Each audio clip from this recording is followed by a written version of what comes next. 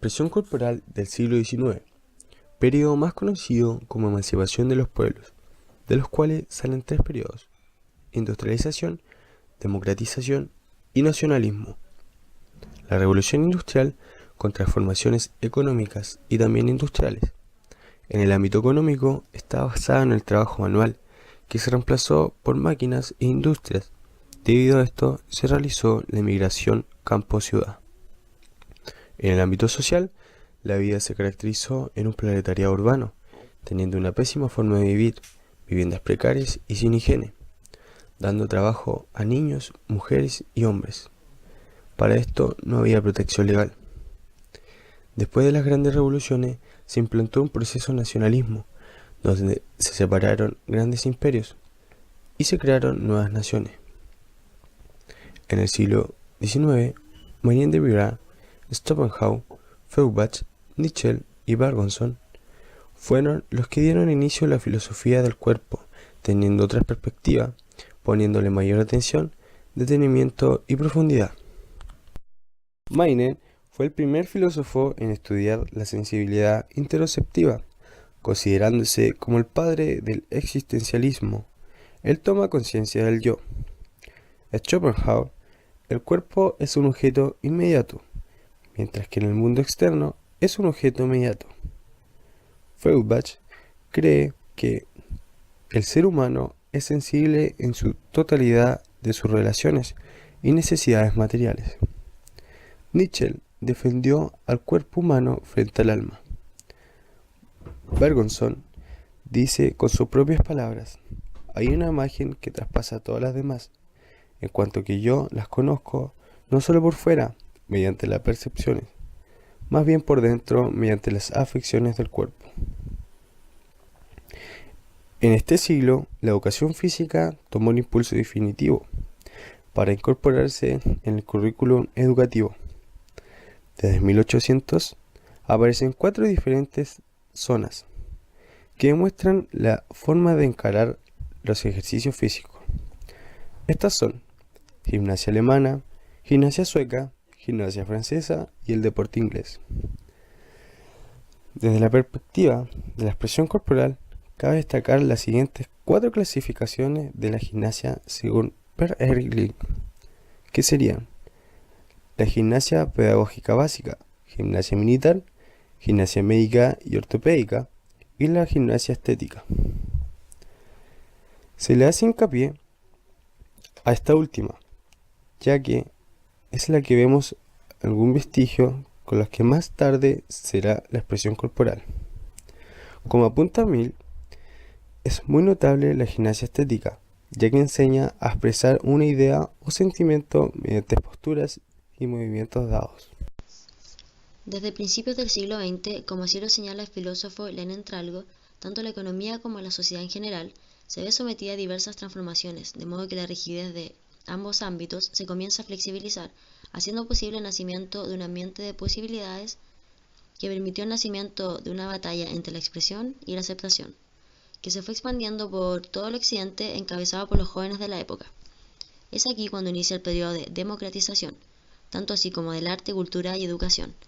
Todo esto es empujado con la formación de la primera exposición universal de la primera Olimpiada realizada en el año 1851 en la ciudad de Londres. En cuanto a la influencia de la cultura occidental, es importante mencionar la creación de la Escuela de Arquitectura y Arte. Uno de los personajes con mayor relevancia es Johannes Itten, escultor y profesor, el que propuso a sus alumnos juegos de investigación que les permitían revisar y analizar sus obras y trabajos. Este método más tarde fue considerado uno de los mejores en cuanto a la concepción de expresión.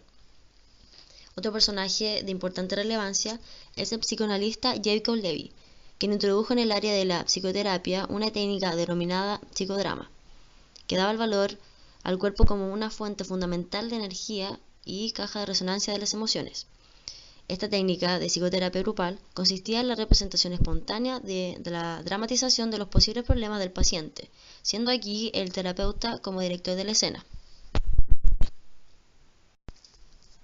El estudio del cuerpo desde el punto de vista de la filosofía.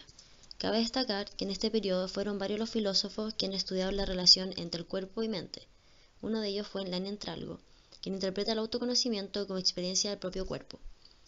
Edmund Husserl fue quien fundó la fenomenología, el cual se basó en el método de estudio que dice que la verdadera intención que tiene nuestro cuerpo está relacionada al inconsciente, de modo que es aquí cuando inmediatamente experimenta el verdadero sentir. Cabe destacar que de igual forma fue el primero en divulgar la idea de que la experiencia corporal es inaludible para estar consciente de nuestra existencia. José Ortega, por su parte, remarca la importancia de la percepción del propio cuerpo para así poder alcanzar un completo conocimiento de la realidad del ser humano. Para este conocimiento debemos tener en cuenta que es importante conocerlo, tanto por dentro como por fuera. Él se basó en dos ámbitos, en el extracuerpo e intracuerpo. Este conocimiento del extracuerpo se relaciona con los sentidos exteroceptivos, como lo son la vista, oído y el tacto, o sea, por fuera y desde afuera. En el ámbito del intracuerpo es el conocimiento correspondiente a los sentidos interoceptivos, los cuales son la sinestesia y el equilibrio, de modo que está relacionado con las sensaciones desde el interior de nuestro cuerpo. Para Marcel Duchamp, la base del conocimiento es la existencia propia, y que el propio cuerpo es el punto de referencia de todo, de manera que es nuestro propio cuerpo es quien se transforma en lo vivido, es decir, de forma corpóreo y pensante. Otro filósofo es Jean-Paul Sartre, quien se basó en la idea de que nuestro cuerpo es la vivencia de nuestra existencia, ligada a una vivencia de doble sentido, es decir, hacia nosotros mismos y para quienes nos perciben.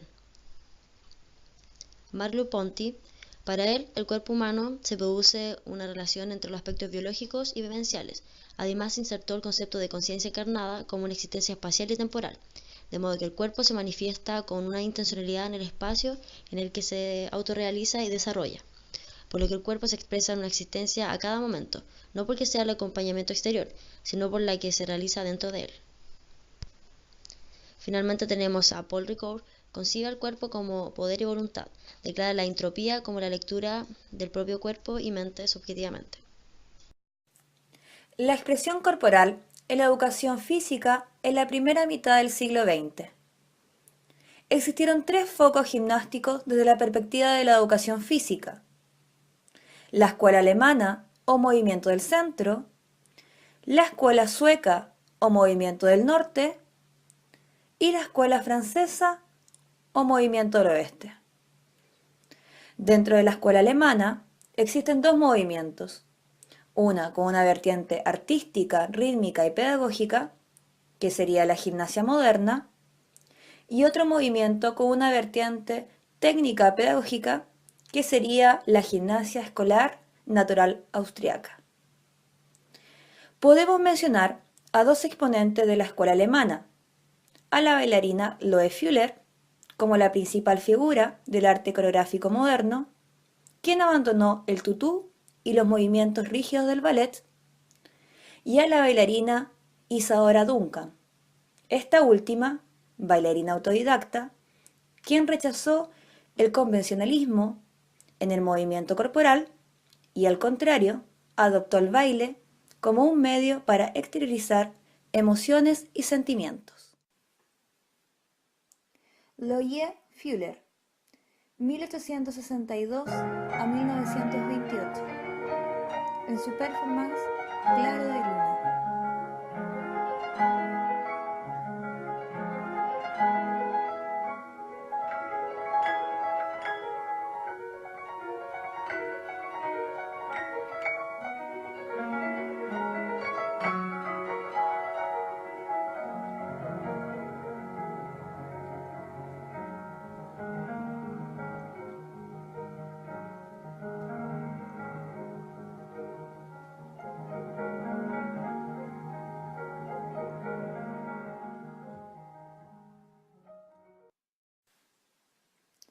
Isadora Duncan, 1877 a 1927, musa de la danza libre, performance americana de 1915 a 1918.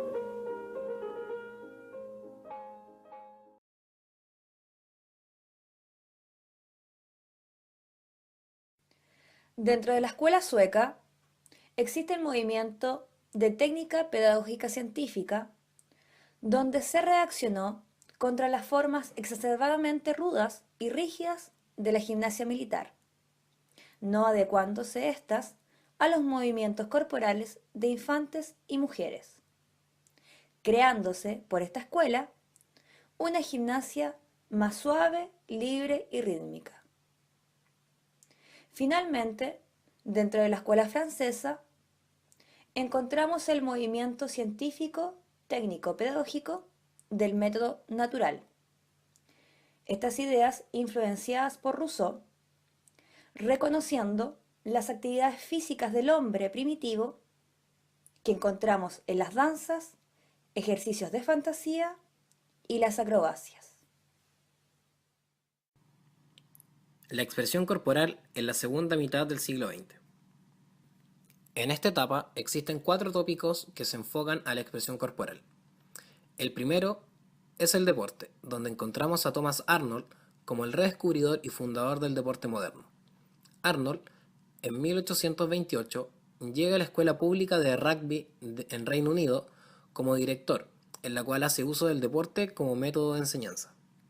En 1896 se celebran los primeros Juegos Olímpicos de la era moderna, los cuales tuvieron cita en Atenas, mientras que en 1960 los 17º Juegos Olímpicos en Roma con deportistas de los 5 continentes y la primera transmisión por televisión. En lo que respecta a la influencia que ejerce el deporte en la expresión corporal, podemos identificar 2 puntos de vista. El primero es la influencia del deporte en general, sus maneras y uso en relación con la sociedad. El segundo es la influencia que ciertos deportes han ejercido sobre la educación física. El segundo tópico es la danza, la cual dividiremos en danza culta y baile popular. La danza culta se divide en el ballet y la danza moderna. Esta está caracterizada por la oposición a la rigidez y la severidad del ballet, utilizando gestos, movimientos, acrobacia e incluso sonidos, teniendo como exponentes a Fuller y Duncan. Más adelante, Fromentel, una profesora de danza del ENSEP de París, contribuiría a la expansión de la danza moderna, dando paso al baile popular. Con el baile popular surgieron nuevos ritmos y estilos, como el paso doble o el vals. En Latinoamérica aparecía el tango, el merengue, la salsa y otros afroamericanos como el charleston o el swing. Más adelante surgiría el rock and roll, el twist y el pop. Con el baile popular, al fin la danza volvía a ser una expresión netamente del hombre en una época mecanizada. El tercer tópico es la música. En el siglo XX, la música pasa a ser fundamental en la vida cotidiana, sobre todo de la juventud. Al igual que con la danza, la dividiremos en música culta y música popular. La música culta es aquella vanguardista, estructurada, tradicional y académica, como la ópera o la música de concierto. Sin embargo, no sería hasta la década del 50, con el nacimiento del rock and roll, lo que da paso a la música popular. El rock and roll, con exponentes como Bill Haley o Elvis Presley, es por excelencia la bandera de revolución de la juventud de la década. Sin embargo, más adelante surgiría el rock, con grupos como The Beatles que romperían con todos los esquemas anteriores. El último tópico es el teatro. Este es el que más relación tiene con la expresión corporal. El teatro se convirtió, como ya lo había sido en la antigua Grecia, en una de las formas de entretenimiento más popular, donde las grandes actrices y grandes actores fueron elevados al rango de estrellas.